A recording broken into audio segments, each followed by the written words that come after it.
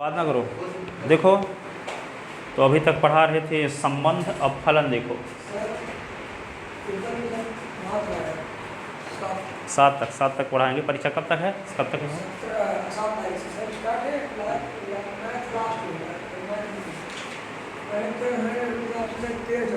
हाँ हाँ, होगा, ठीक है, सब पढ़ा देंगे, सब पढ़ा देंगे, चिंता ना करो। सुनो, तो ये 7 तक आएगा ना,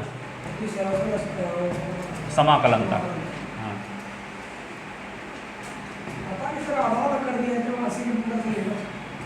और देखो यहाँ पे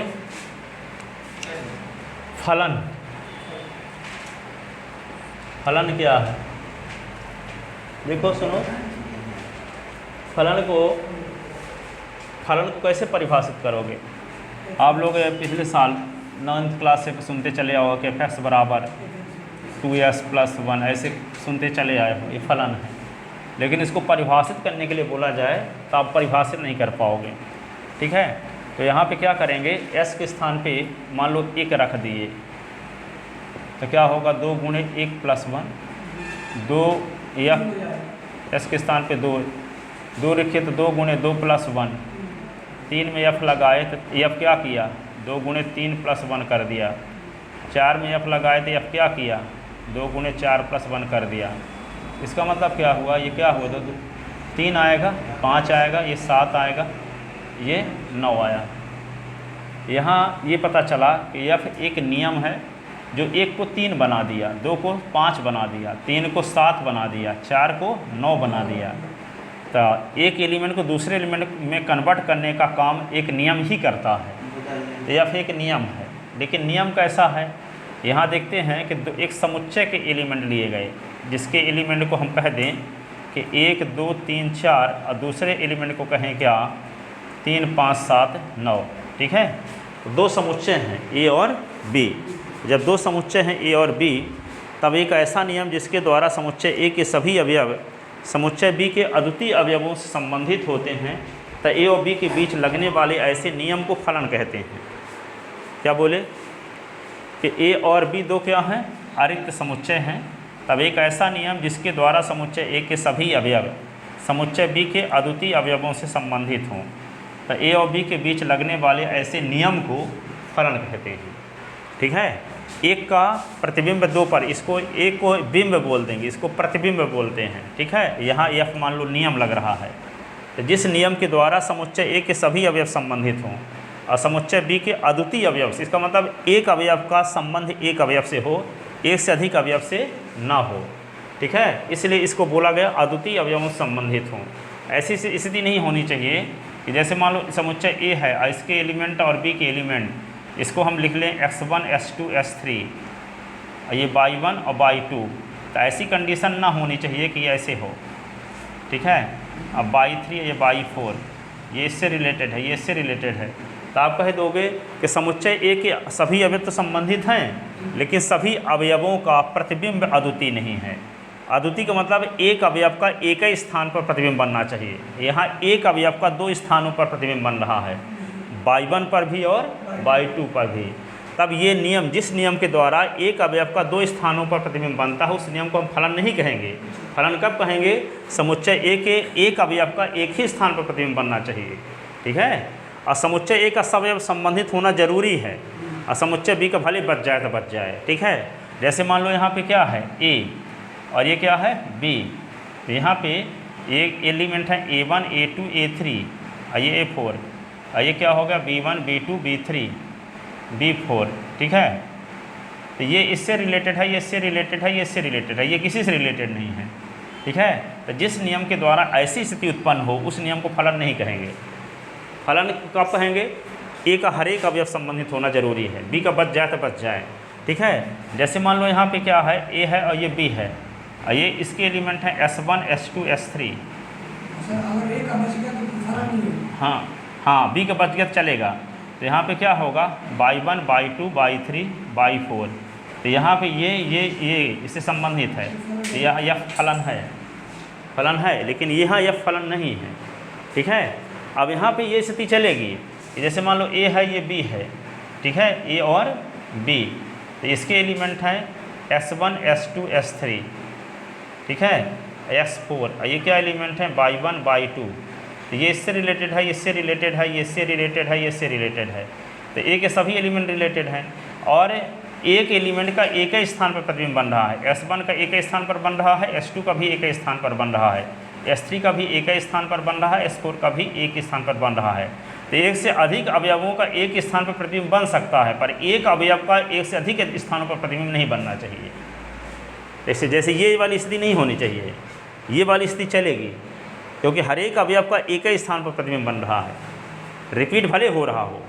तो ये वाला नियम क्या है, फलन है, पर ये वाला नियम फलन नहीं है, क्योंकि S1 का अद्वितीय प्रतिबिंब नहीं है। अद्वितीय का मतलब केवल एक ही प्रतिबिंब नहीं है, लेकिन यहाँ हर एक एलिमेंट का केवल एक ही प्रतिबिंब है।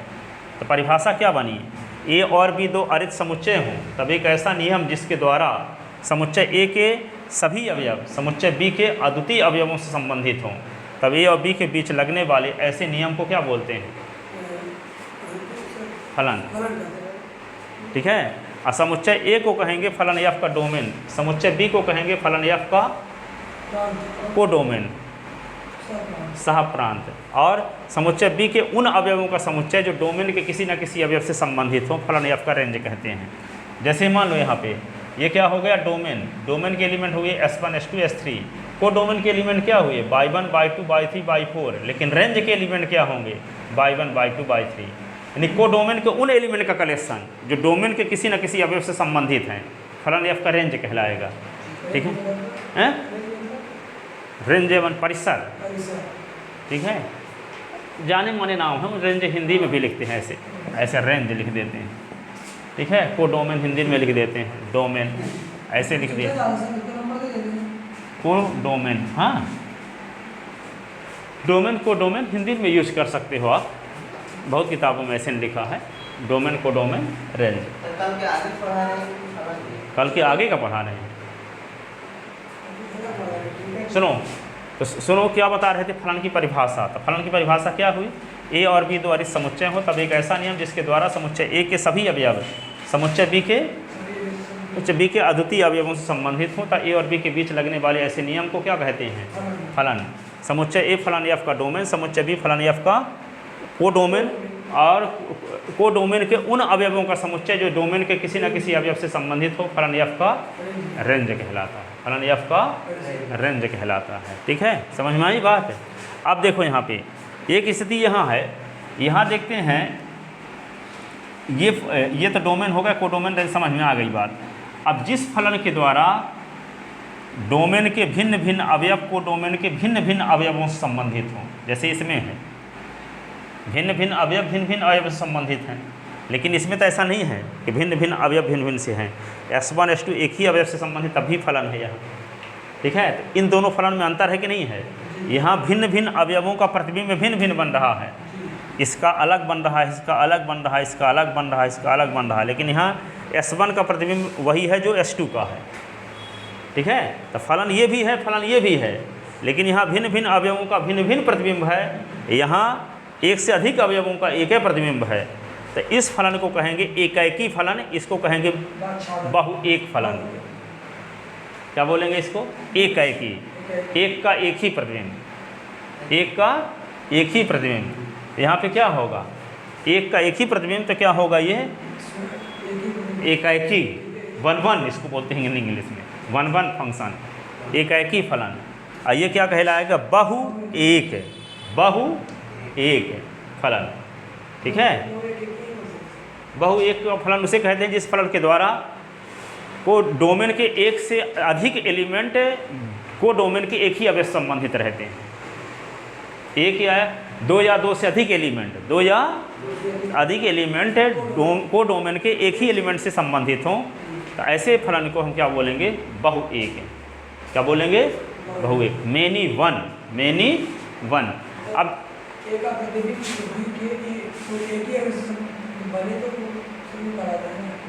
अचर फलन को कहेंगे, ये तो दो एलिमेंट आ गए ना, सब एलिमेंट एक ही अवयव से संबंधित हों। जैसे मान लो fx बराबर 7 है, तो इसके स्थान पे 1 रखोगे तब भी 7, 2 रखोगे तो भी 7, 3 रखोगे तो भी 7, 4 रखोगे तब भी 7, नहीं तो यहाँ पे डोमेन ए हो गया, कोडोमेन बी हो गया। तो यहाँ पे इसमें एलिमेंट क्या है, 1 2 3 4, इसमें एलिमेंट है 7, सब एक ही एलिमेंट से रिलेटेड है। इसको क्या बोलेंगे, अचर फलन।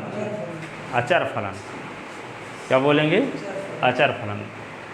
ठीक है, सभी अवयव एक ही अवयव से संबंधित हो, अचर फलन बोलेंगे। ठीक है, अब देखो यहाँ पे इसके बाद क्या आता है, आच्छादक फलन। तो आच्छादक फलन क्या है, जिस फलन के द्वारा, जैसे यहाँ देखो इस फलन के द्वारा डोमेन का कोई एलिमेंट बचा नहीं है, सब अवयव संबंधित हो गए। जिस फलन के द्वारा कोडोमेन का सभी अवयव डोमेन के किसी न किसी अवयव से संबंधित हो, ऐसे फलन को क्या बोलते हैं, आच्छादक फलन। ये आच्छादक फलन है, लेकिन ये वाला फलन आच्छादक फलन नहीं है, क्योंकि को डोमेन का एक या एक से अधिक अवयव जब क्या होता है, डोमेन के किसी अवयव से संबंधित नहीं रहते, ऐसे फलन को अंतःक्षेपी फलन कहते हैं। अंतःक्षेपी फलन ये आच्छादक फलन है, जिस फलन के द्वारा को डोमेन का हर एक अवयव संबंधित हो डोमेन के किसी न किसी अवयव से। इसका मतलब को डोमेन रेंज समान हो। आपसे पूछे जाए कि इसका को डोमेन क्या है, तो बी समुच्चय को को डोमेन कहते हैं। रेंज किसे कहते हैं, को डोमेन के उन एलिमेंट का समुच्चय जो डोमेन के किसी न किसी अवयव से संबंधित हों। तो y1 और y2 संबंधित हैं, ठीक है, सभी एलिमेंट संबंधित हैं, तो सब रेंज में भी हैं, सब कोडोमेन भी है, कोडोमेन के सब एलिमेंट रेंज में हैं। ठीक है, तो जब कोडोमेन और रेंज समान समुच्चय हो, ऐसी कंडीशन में ऐसे फलन को क्या बोलते हैं, हम क्या बोलते हैं, आच्छादक फलन। ठीक है, और जिस फलन के द्वारा को डोमेन का एक या एक से अधिक एलिमेंट डोमेन के किसी अवयव से संबंधित ना हो, एक या एक से अधिक अवयव डोमेन के किसी अवयव से संबंधित ना हो, ऐसे फलन को अंतःक्षेपी फलन कहते हैं। अंतःक्षेपी फलन कहते हैं। ठीक है, तब चलो लिखो परिभाषा। वे लोग आए क्यों नहीं आज, उसका जन्मदिन है, किसका जन्मदिन है, अनुज का।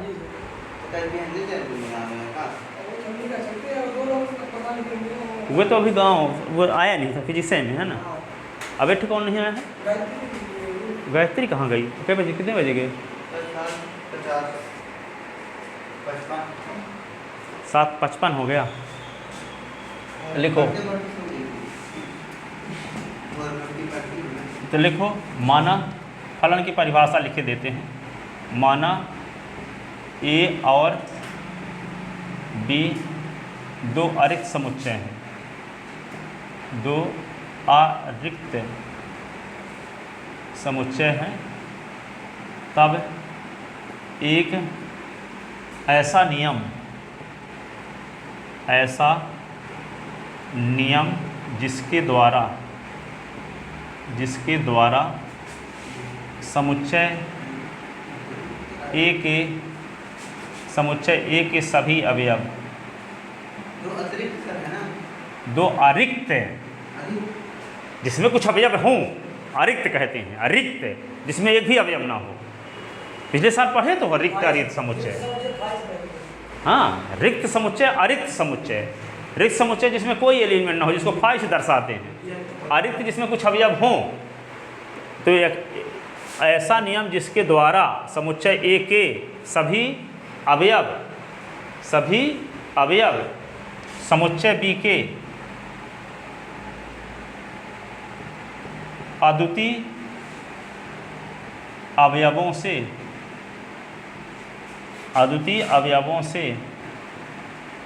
संबंधित हों। माना ए और बी दो अरिक्त समुच्चय हैं, तब एक ऐसा नियम जिसके द्वारा समुच्चय ए के सभी अवयव समुच्चय बी के अद्वितीय अवयवों से संबंधित हों, फलन कहलाता है। माना ए और बी दो अरिक्त समुच्चय हैं, तब एक ऐसा नियम जिसके द्वारा समुच्चय ए के सभी अवयव समुच्चय बी के अद्वितीय अवयवों से संबंधित हो, फलन कहलाता है। ठीक है, समुच्चय ए फलन एफ का, समुच्चय ए फलन एफ का डोमेन, अच्छा हिंदी में लिखते हैं प्रांत, इंग्लिश में डोमेन, समुच्चय ए फलन एफ का डोमेन, समुच्चय बी फलन एफ का सहप्रांत कोडोमेन, सहप्रांत कोडोमेन, कोडोमेन तथा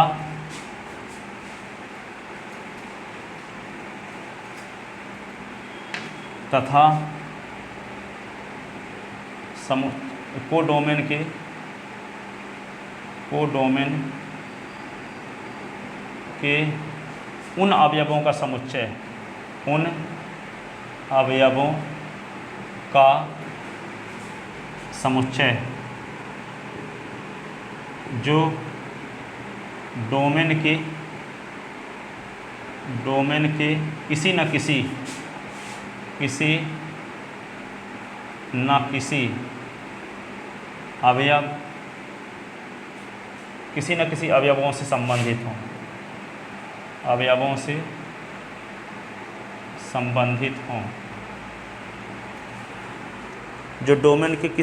अवयवों से संबंधित हों, जो डोमेन के किसी न किसी अवयवों से संबंधित हों, फलन एफ का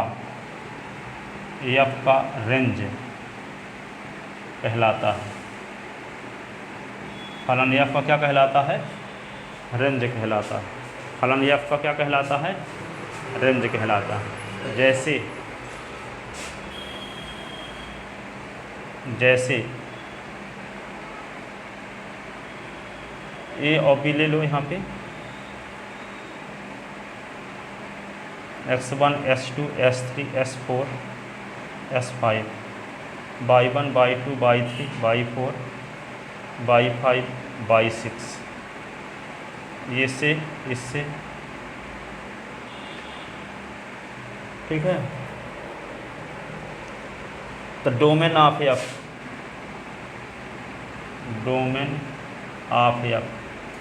समुच्चय ए पूरे अवयव लिख दो, x1 कामा s2 s3 s4 s5, ये हो गया डोमेन ऑफ एफ।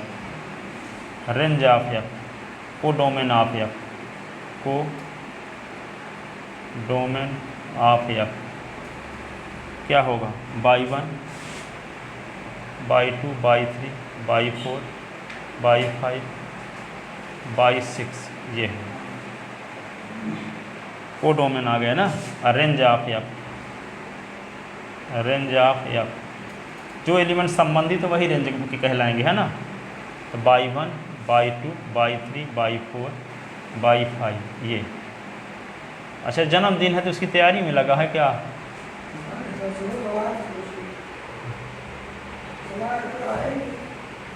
कथा वथा सुनने लगा। Range, domain of F, codomain of F, range of F, ये हुआ। अब एकैकी फलन क्या है? आच्छादक फलन क्या है? ठीक है। बहु एक फलन क्या है? अचर फलन क्या है? तत्समक फलन क्या है? ठीक है। और संयोजन फलन क्या है? इन सब फलन की व्याख्या कल करेंगे। आज अब इतने पढ़ो, आज भर उन लोगों को माफ़ करते हैं।